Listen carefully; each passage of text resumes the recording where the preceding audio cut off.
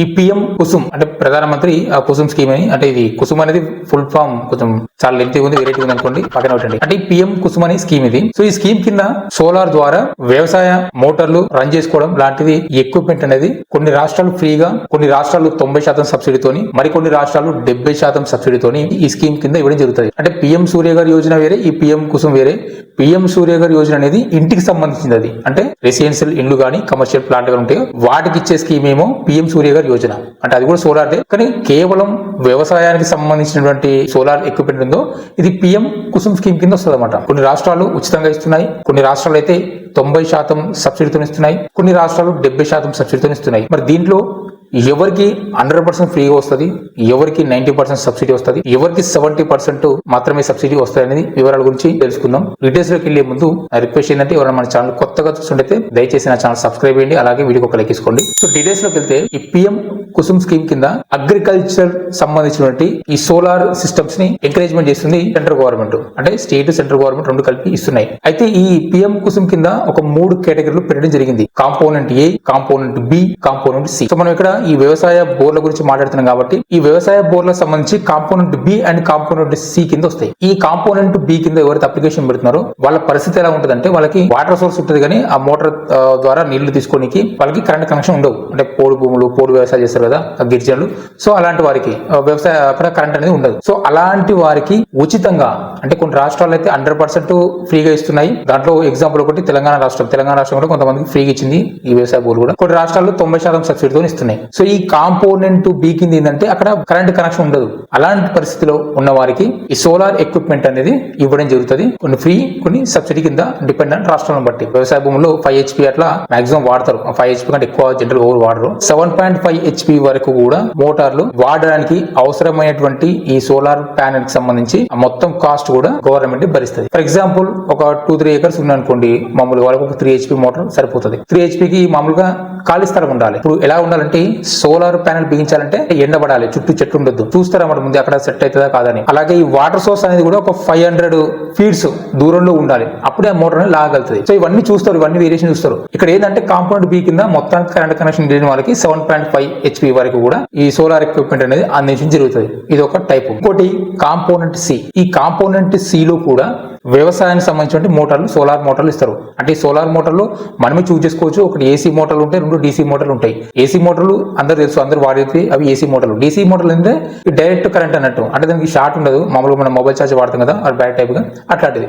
ఈ DC motor కొంచెం cost ఎక్కువ ఉంటుంది. కానీ ఈ ప్యానెల్, మోటార్లు అన్ని కూడా గవర్నమెంట్ అందిస్తుంది, మనం పెట్టాల్సింది ఏమీ లేదు. అయితే ఈ కాంపోనెంట్ సి ఎట్లా ఉంటుంది అంటే అక్కడ కరెంట్ కనెక్షన్ ఉంటుంది, కానీ ఆ రైతు ఏం చేస్తారంటే మనకి సోలార్ ప్యానెల్ కూడా పెట్టుకోవాలని ఆలోచిస్తారు అనమాట. అయితే ఇక్కడ ఏంటంటే కాంపోనెంట్ సి కింద ఎందుకు వేశారంటే, ఒకవేళ కరెంట్ కనెక్షన్ ఉన్న వ్యక్తి కనుక సోలార్ కనెక్షన్ కనుక తీసుకుంటే, సోలార్ ప్యానెల్ బిగించుకుంటే అతను వాడుకోగా మిగిలిన కరెంట్ అనేది మళ్ళీ గ్రిడ్కి వెళ్ళిపోవాలి. అంటే ఇక్కడ ఏం చేసిందంటే గవర్నమెంట్ కాంపౌండ్ సి కింద ఎవరైతే రైతు ఆ సోలార్ ప్యానెల్ పెట్టుకున్నాడో ఆ సోలార్ ప్యానెల్ నుంచి ప్రొడక్షన్ అయినటువంటి ఎక్కువ ఎనర్జీని సబ్ స్టేషన్ పంపించి యూనిట్ కింద చొప్పున మళ్ళీ రైతుకు చెల్లిస్తారన్నమాట. అంటే ఇక్కడ డబుల్ బెనిఫిట్. అంటే మనము మోటార్లు వాడుకోవచ్చు, లేదంటే కూడా అదే ప్యానెల్ నుంచి ఎక్సెస్ కరెంట్ ఉంటే కనుక రిటర్న్ గ్రిడ్ కి పంపించాలి. సో ఇక్కడ కండిషన్ ఏంటంటే సేమ్ ఆ కాంపౌండ్ బి కి ఎట్లాంటి కండిషన్ ఉంటుందో అట్లాంటి జాగా ఉండాలి, సన్లైట్ అనేది కంప్లీట్ గా ఉండాలి. ఇంకొకటి కాంపౌండ్ సి లా ఒకటి కండిషన్ పెట్టారంటే, కాంపౌండ్ సి కింద కనుక మనం మోటార్ పెట్టుకోవాలంటే, అంటే మనం కరెంట్ అమ్ముతాం కదా, అలా అమ్మాలంటే ఈ మోటార్ దగ్గర నుంచి, అంటే ఈ సోలార్ ప్యానెల్ బిగించే స్థలం నుంచి 5 kilometers లోపల సబ్ స్టేషన్ ఉండాలన్నమాట. సో అప్పుడే ఈ యొక్క కాంపౌండ్ సి కింద అనేది వాళ్ళకు ఇవ్వడం జరుగుతుంది. లేదంటే ఇక కాంపౌండ్ బి కిందనే వాళ్ళకి నో కరెంట్ కనెక్షన్ కింద వాళ్ళు మళ్ళీ సోలార్ అనేది బిగించడం జరుగుతుంది. సో దీనికి సంబంధించి డాక్యుమెంట్స్ ఏం అవసరం ఏంటంటే ఆధార్ కార్డు కావాలి, పట్టాదారు పాస్బుక్ కావాలి, బ్యాంక్ అకౌంట్ కావాలి. ఒకవేళ మీకు సబ్సిడీ తక్కువ ఇచ్చారనుకోండి, మిగతా బ్యాలెన్స్ కి లోన్ కింద కూడా వెళ్ళొచ్చు. అట్లా ఆన్లైన్ లో అప్లికేషన్ పెట్టచ్చు, దానికి కూడా ప్రాబ్లం లేదు. మన దగ్గర రూపాయి లేకున్నా సరే మనం దీనికి అప్లికేషన్ పెట్టుకోవచ్చు కూడా. సో ప్రెసెంట్ అయితే ఆన్లైన్ లో లేదు, అది ఎట్లా అప్లికేషన్ పెట్టాలో చెప్తాను. ఇక్కడ కాంపోనెంట్ ఏ అనేది ఏంటంటే, ఒక రైతుకి వ్యవసాయ భూమి ఉంటుంది కానీ వ్యవసాయం చేయలేడు, అంటే అక్కడ నీటి సదుపాయం ఉండదు, నేల సరిగా ఉండదు, సాగు చేయడానికి పనికిరాకుండా ఉంటుంది. సో అలాంటి భూమి కలిగినటువంటి రైతులకు ఇచ్చేది ఈ కాంపోనెంట్ ఏ. దాని నుంచి ఇన్కమ్ జనరేట్ కావాలి. సో అతను ఏం చేశారంటే ఈ కాంపోనెంట్ ఏ కింద కనుక అప్లికేషన్ పెడితే గవర్నమెంట్ అనేది దాదాపుగా 70% సబ్సిడీతోని, అంటే 30% ఏమో సెంట్రల్ గవర్నమెంట్ పెడితే 30% ఏమో స్టేట్ గవర్నమెంట్ పెడుతుంది. కాకపోతే కొన్ని స్టేట్ గవర్నమెంట్ 40, కొన్ని స్టేట్ గవర్నమెంట్ 30 ఇస్తున్నాయి. సో ఈ వ్యవసాయ రైతు ఎవరైతే మన ఈ సోలార్ ప్లాంట్ పెట్టుకుంటాడో ఆయన ఒక 10% పెట్టాలి, మిగతా 30% లోన్కి వెళ్ళొచ్చు. దాంట్లో ఇంట్రెస్ట్ ఫ్రీ అనమాట. అది కాకపోతే కండిషన్ ఏంటంటే ఆ వ్యవసాయ భూమి అనేది ఈ 33/11 kV ఏవైతే సబ్స్టేషన్ ఉందో ఆ సబ్స్టేషన్ కి 5 కిలోమీటర్ దూరంలో ఉండాలి. 5 కిలోమీటర్ దాటితే కనుక కష్టమవుతుంది, ఎందుకంటే గ్రిడ్ కనెక్షన్ చేయాలి. అక్కడి నుంచి ఇక్కడ కరెంట్ పోయే లోపల సగం బిగుతుంది కాబట్టి. సో అందుకని 5 కిలోమీటర్ డిస్టెన్స్ ఉంటేనే వాళ్ళు అప్రూవ్ ఇస్తారు. అయితే ఈ మోటార్కి వచ్చేసరికి ఏంటంటే దాదాపుగా తెలంగాణలో అప్లికేషన్ అనేది లేదు, ఇప్పుడు ఆన్లైన్ అయితే లేదు, మాన్యువల్ గా తీసుకున్నారు. అలాగే కొన్ని పైలట్ ప్రాజెక్ట్ కింద కూడా 81 గ్రామాలకి ఈ ప్రాజెక్ట్ అనేది ఇవ్వడం జరిగింది. ఓకే, ఆల్రెడీ రన్ చేస్తున్నారు కూడా. అక్కడ మామూలుగా ఒక గంట సేపు మనం ఫోన్ స్విచ్ ఆఫ్ అయితేనే గిలగిలగిల కొట్టుకుంటాం, అట్లాంటిది ఒక పవర్ ప్లాంట్ లేపేస్తే. అందుకని గవర్నమెంట్ కూడా ఏం చేస్తుందంటే ఈ సోలార్ ని ఎంకరేజ్మెంట్ ఇస్తున్నమాట. ఇంటి పైన సోలార్ పెట్టుకోండి, బావుల దగ్గర సోలార్ పెట్టుకోండి. ఒకవేళ యుద్ధం జరిగింది అనుకోండి, ప్రతి వ్యవసాయ బావి దగ్గర నుంచి బాంబులు లేరు కదా. సో అట్లా అనమాట, అంటే ఎవరు కరెంట్ అనుకుంటుంది అట్లా అనమాట. భవిష్యత్ దృష్టిలో పెట్టుకొని గవర్నమెంట్ చేసే పనులు ఇవన్నీ. అయితే ఇక్కడ ఏంటంటే ప్రస్తుతానికైతే ఈ వ్యవసాయ భూములకు సంబంధించి తెలంగాణలో అయితే అప్లికేషన్ లేదు, కొన్ని రాష్ట్రాల్లో ఉన్నాయి. ఇక్కడ పైలట్ ప్రాజెక్ట్ కింద 81 గ్రామాలకైతే టెస్ట్ చేస్తుంది గవర్నమెంట్ అయితే. అక్కడ కనుక సక్సెస్ఫుల్ అయిపోతే మళ్ళీ బయట వేరే గ్రామాలు కూడా ఇస్తే ఇవ్వచ్చు. దీని అప్లికేషన్ అయితే ప్రెసెంట్ ఆన్లైన్ లో లేదు.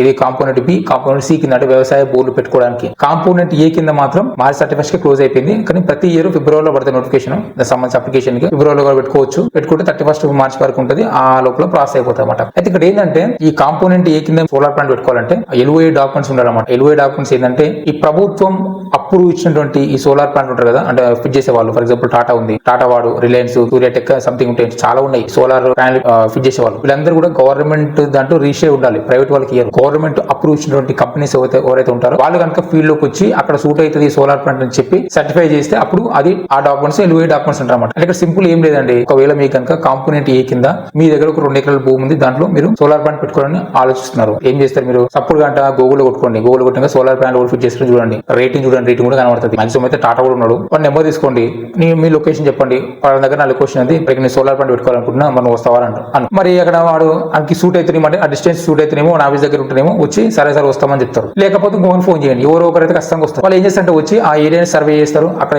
ఎన్ని ప్యానల్ పడతాయి, ఎంత ఇన్స్టాల్ చేయొచ్చు ఆ ప్యానల్ అనేది, కెపాసిటీ అనేది అని మొత్తం వాళ్ళు ఒక ఎస్టిమేషన్ డాటా మొత్తం డీటెయిల్స్ అని కూడా ఒక డాక్యుమెంట్స్ ఇస్తారన్నమాట. అప్రూవ్ ఇచ్చింది, అది అప్రూవల్ డాక్యుమెంట్స్ అనమాట. ఆ తర్వాత మళ్ళీ ఎలక్ట్రికల్ డిపార్ట్మెంట్స్ కూడా వస్తారు, ఎందుకంటే ఈ ప్రొడక్షన్ కరెంట్ అని మనకు సబ్స్టేషన్ పంపించాలి కదా, మళ్ళీ సబ్స్టేషన్ కూడా వస్తాడు, వాళ్ళు కూడా చూస్తారు, వాళ్ళు కూడా ఒక అప్రూవ్ లెటర్ ఇస్తారు. సో ఈ లెటర్లన్నీ కూడా మనం అక్కడ LOA డాక్యుమెంట్స్ కింద అప్లోడ్ చేయాల్సి ఉంటుంది ఆన్లైన్ లో. సో ఈ వెబ్సైట్ చూడండి. సో ఇది Telangana renewable energy development corporation. అంటే ఇది దీని ద్వారా మనం అప్లికేషన్ పెట్టుకోవచ్చు ఈ component A, component B, component C కి సంబంధించి కూడా. కాకపోతే ఏంటంటే ప్రస్తుతం అయితే ఇది ఆన్లైన్ లో ఇప్పుడు అప్లికేషన్ తీసుకోవట్లేదు. ఎందుకంటే తెలంగాణ గవర్నమెంట్ ఏం చేసిందంటే ఒక 80 విలేజ్లు ఒక పైలట్ ప్రాజెక్ట్ కింద తీసుకొని ఆ విలేజ్లకు మాత్రమే ఈ సోలార్ అనేది అందించడం జరిగింది. ఇక్కడ చూస్తున్నారు ఇమేజ్, ఇవి కొన్ని విలేజ్ సంబంధించి ఆల్రెడీ ఒక పైలట్ ప్రాజెక్ట్ కింద పెట్టడం జరిగింది అనమాట. సో కొత్త వారికి మాత్రం ఆ కాంపోనెంట్ బి, సి కింద ఇవ్వట్లేదు. కాకపోతే కాంపోనెంట్ ఏ కింద అయితే ఇస్తున్నారు, దాని డేట్ కూడా అయిపోయింది. కాకపోతే పేమెంట్ సంబంధించి ఈ EMD అమౌంట్ సంబంధించి మాత్రం ఈ 30 ఏప్రిల్ వరకు ఎక్స్టెండ్ చేయడం జరిగింది. అంటే ఇది సెక్యూరిటీ డిపార్ట్ అనమాట. ఈ కాంపోనెంట్ ఏ కింద మనకు సోలార్ ప్రాజెక్ట్ పెట్టుకోవాలంటే వ్యవసాయ భూముల దీనికి అమౌంట్ కట్టాలి. సో ఆ అమౌంట్ డేట్ మాత్రమే ఎక్స్టెండ్ చేయడం జరిగింది పేమెంట్ చేయడానికి, కానీ కొత్త అప్లికేషన్ మాత్రం లేదు. ఓకే, సో ఇది. సో దీంట్లో మనకి ఈ అమౌంట్ కట్టాలంటే ఫస్ట్ మనం ఏం చేయాలంటే దీంట్లో అప్లికేషన్ పెట్టాలి. నేషనల్ పోర్టల్లో ప్రధానమంత్రి కిసాన్ ఊర్జా సురక్ష ఏవం ఉత్థాన్ మహాభియాన్ అంటే PM కుసుమ్ అన్నట్టుగా, సరే చాలా పెద్ద ఉంది అనుకోండి. సో దీంట్లో లోన్ అప్లికేషన్ ఇంట్రెస్ట్ ఫామ్ ఉంది కదా, ఒకవేళ మీకు ఈ కాంపోనెంట్ ఏ కింద మనకి లోన్ కావాలంటే ఇది ఒక ఫామ్ ఉంటుంది, ఫామ్ ఫిల్అప్ చేయాలి. అంతకన్నా ముందు మనకి LOA అప్రూవల్ డాక్యుమెంట్ కావాలి. LOA అంటే నేను చెప్పాను ఇంత ముందుకి. సో అది ఆ డాక్యుమెంట్స్ అప్లోడ్ చేస్తే మనకి బ్యాంక్ వాళ్ళు వెరిఫికేషన్ చేసి అమౌంట్ అనేది రిలీజ్ చేయడం జరుగుతుంది. ప్రస్తుతం అయితే ఇది అవైలబుల్ లేదు. సో ఏంటంటే నెక్స్ట్ ఇయర్ నుంచి ఒకవేళ ఇస్తే ఇవ్వచ్చు ఈ component A and B, C కింద కూడా. కాంపోనెంట్ ఏ ఇస్తున్నారు జనరల్ గా, కాంపోనెంట్ బి అనేది స్పెషల్ విలేజ్ కి మాత్రం ఇస్తున్నారు. ఆ కాంపోనెంట్ బి, సి అనేది చూస్తారు కదా ఈ విధంగా అనమాట. సరే ఇది అంత ఎందుకు తాకినప్పి మాకు అంత తలకిన పొద్దు ఎంత పెద్ద గందరగోళం అనుకుంటే మాత్రం సప్పుడు గంట ఇప్పుడు సోలార్ ఫిట్ చేస్తారు కదా, వాళ్ళకు 10వ పరికి ఇచ్చేస్తారు. అరే చూసుకోరా బాబు నువ్వే, అక్కడ ఎంత అవసరం నాకు మొత్తం సెట్ చేసి పెట్టంటే మొత్తం వాళ్ళే అప్లికేషన్ దగ్గర నుంచి మొత్తం ప్రాసెస్ అంతా వాళ్ళు వేసి ఫిట్ చేసిపోతారు. సోలార్ ప్లాంట్ కరెంట్ కి రన్ అయ్యే మోటార్లు సపరేట్ గా ఉంటాయి అనమాట. సో అందుకని ఆ ఎక్విప్మెంట్ అంతా వాళ్ళు వేసుకొస్తారు కాబట్టి వాళ్ళకి హ్యాండ్ ఓవర్ వేస్తే మొత్తం క్లియర్. ఈ ఉచితంగా అనేది లాస్ట్ ఇయర్ అయితే ఇచ్చింది గవర్నమెంట్.